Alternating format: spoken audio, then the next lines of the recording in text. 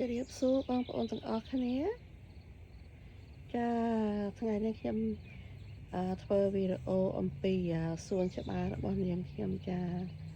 អរគុណបងប្អូនទាំងអស់គ្នាដែលបានចូលមកទស្សនា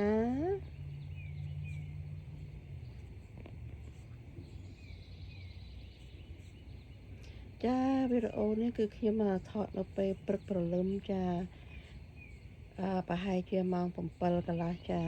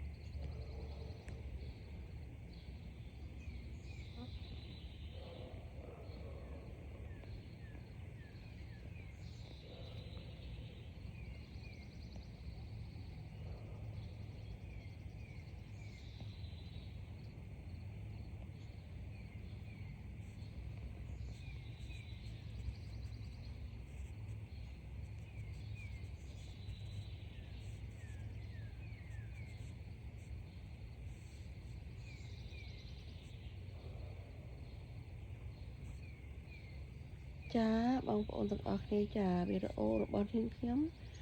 មានតែប៉ុណ្្នឹងទេចាហើយខ្ញុំសង្ឃឹមថាជួបបងប្អូនតាមរយៈវីដេអូផ្សេងទៀតចាអរគុណបងប្អូនដែលបានចូលមកទស្សនាជូនពរបងប្អូនរស់ស៊ីមានបានសនុកសុខសប្បាយទាំងអស់គ្នាណាបងប្អូនណាជម្រាបលាបងប្អូន